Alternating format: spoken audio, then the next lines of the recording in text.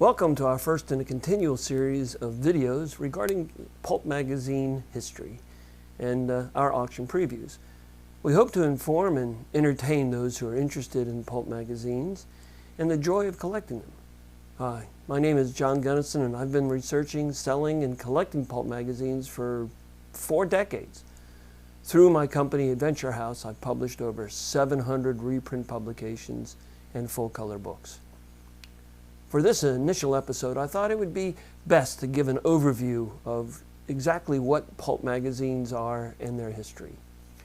We're going to be fairly brief and leave gaps to be discussed in future episodes. I guess our first question might be, what makes a pulp?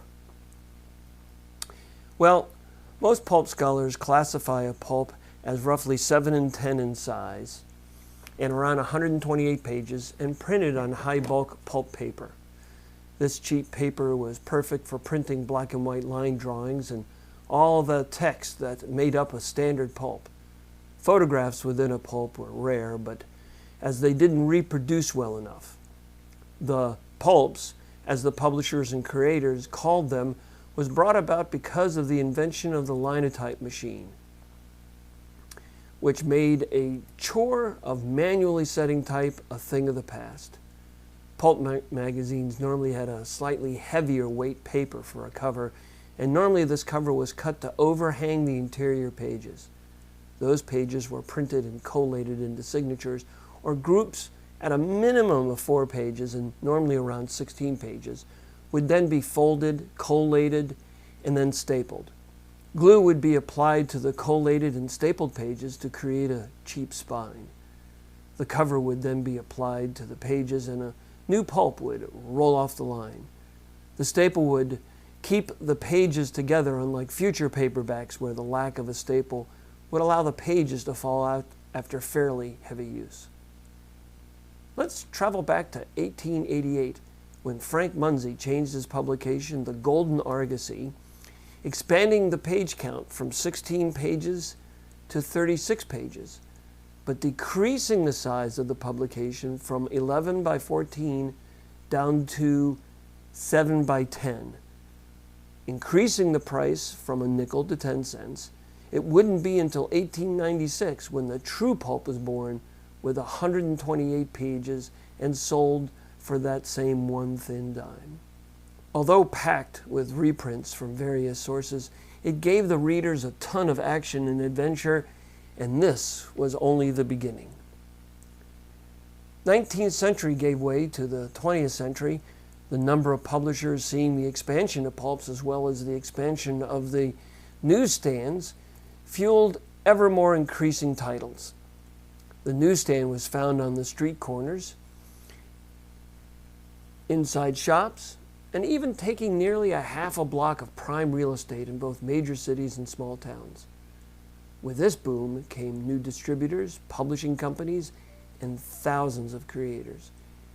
Young authors found that they could hone their craft and still get a paycheck writing for the pulps. Pay wasn't what the Saturday Evening Post would pay, but a good and fast pulp author could make a living. A small number of authors could make a nickel a word, and publishers flush with new customers nationwide would pay upon acceptance. It all changed after the stock market crash of 1929.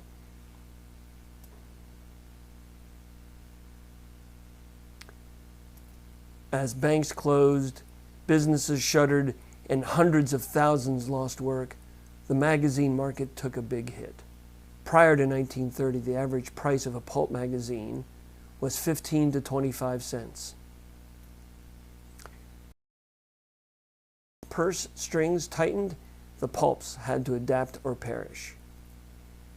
Those who continued to try and sell their magazines for 15 to 25 cents found their titles being returned from the newsstands and back to the distributors. Those publishers who switched to the 10-cent priced magazine found black ink filling their ledgers instead of pools of red ink. Because Harry Steger of Popular Publications started his company with those more expensive magazines, he was awash in red ink and used to duck out on his creditors via a back door and escape to a pool hall until he received the all clear. his fortunes changed when he published Dime Detective magazine. He almost made it sound as though the company title saved his company, which it probably did, but the reason for the magazine to work can be in the title itself, Dime.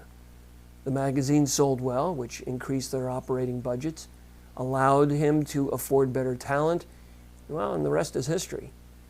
Popular wasn't the first, as Frank Munsey had the title Argosy priced at 10 cents and was selling hundreds of thousands of copies on a weekly basis. Ned Pines saw the writing on the wall, better than most newbie pulp publishers of the 1930s, and created his thrilling line of magazines. All of these had the 10-cent price point. The number of underfunded new publishers tried to break into the market only to be kicked in the teeth by the larger firms. It was all about distribution and finding or copying the right genre. During this period, you have publishers like William H. Cook,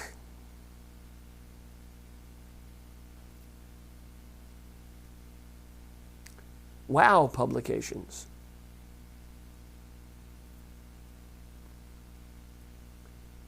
Thrilling Stories, not only the title, but the publisher, Rio Publications,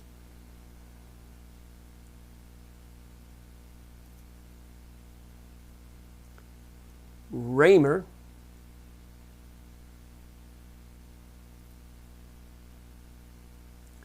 Personal Arts,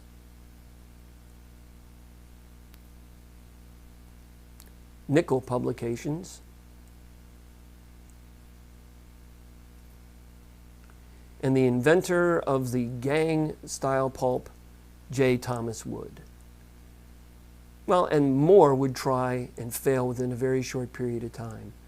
The king of these publishers would have been Harold Hersey.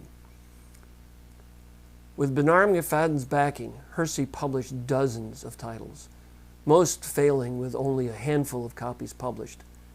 Hindsight is nearly perfect, and I believe his insistence on pricing his magazines at 20 and 25 cents during the Depression was pure folly. He was able to acquire a young pulp super talented artist like Walter Baumhofer and Tom Lovell, but his magazines were doomed to failure due to a lack of good authors and his slavish devotion to mostly gang or aviation titles.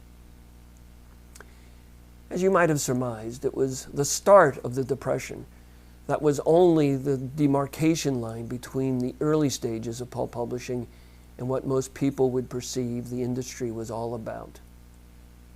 Pulps were never thought of as a highbrow, well, quite the opposite. But those pre-Depression publishers knew that their audience craved action and adventure. Although most of the covers showed some of that action, the vast majority would be very pastoral and sedate. With the Depression and a greater need to really stand out on the newsstand, pulp publishers started to publish cover art with primary colors and massive action.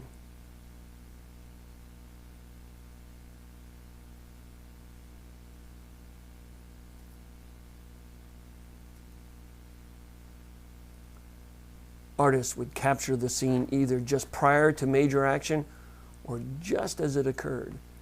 The covers sold themselves to a new reader, while the talent within the magazine dug their hooks into what they hoped would be a long-time buyer. Character titles like The Shadow, Doc Savage, The Spider, and Phantom Detective would all appear during the depth of the Depression. In 1931, 140 titles would appear on the newsstands. 1932 saw a dip to 122, and 1933 would see more of a drop to 119 titles. 1934 would start the new upward trend, and that movement would continue right up until the U.S. entered the war in 1941. 208 titles graced the counters and newsstands, and only the paper restrictions during the war would put a damper on the industry. It was 1933 when Harry Steger reworked his Dime Mystery magazine into the first Weird Menace title. When someone asked me how I would describe a Weird Menace magazine, I would simply state, well, take any plot from a Scooby-Doo cartoon and give it sex appeal and sadism, and you'd have a Weird Menace title. Suddenly, a number of these lesser houses started their copying machines and poured out the gore and violence. Martin Goodman, who would later go on to fame and fortune as the publisher of Marvel Comics, would almost turn every cover on every title outside of Love and Westerns into what appeared to be a Weird Menace magazine.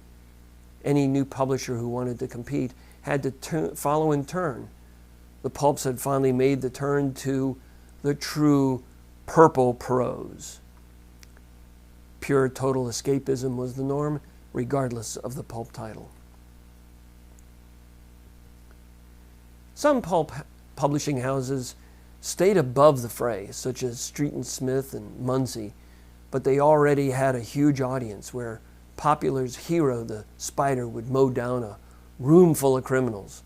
Street and Smith's hero, Doc Savage, would simply have their criminal masterminds meet their doom at their own hand, or captured and through Doc's method of brain surgery, lead them into more productive lives.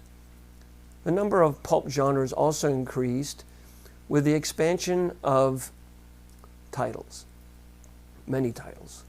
What used to be mostly detective, adventure fiction and romance and Western prior to the Depression, new genres started to make the rounds in 1929 and flourish after 1933. Genres like sports, science fiction, aviation, heroes, horror, war, and the aforementioned Weird Menace titles jostled for space. Publishers believe that if stories in general fiction magazines love their stories about firefighters, well then, why not put out genre titles like Zeppelin stories, Navy stories, tropical adventures, firefighters, and Oriental stories? Most of these magazines found very limited success and folded quickly. During the war, pulps had to deal with many different shortages. Paper quality artists and authors, even their longtime customers. World War II became a theme that reflected throughout the pulps. Romance titles had love in the armed services. Sports even had war-themed covers, and aviation titles obviously shifted from World War II planes to modern aircraft. Toward the end of the war, the number of titles collapsed. Some publishers shifted more of their resources toward four-color comic books, as the younger crowd found their superheroes to be more enjoyable, especially when they were depicted in full living color. By 1949, the largest pulp publisher of all time, Street and Smith, threw in the towel. By the mid-50s, titles had dwindled to a total of just 70. The total collapse came in 1960 with a whimper as paperbacks, larger slick and semi-slick true crime, men's adventure, and true confession magazines took what was left of the pulp readership. Of course, television was just another nail in the coffin, as what started at the start of the century, having precious little competition in the entertainment business, pulps had a lot of, or I should say, customers had a plethora of choices towards the pulp's end. Well, we'll leave it there. It is our intention to bring more videos like this one focusing on many topics regarding pulp history. Be sure to click on the subscribe button and the notification bell so you don't miss out on any new videos we will be dropping in the near future.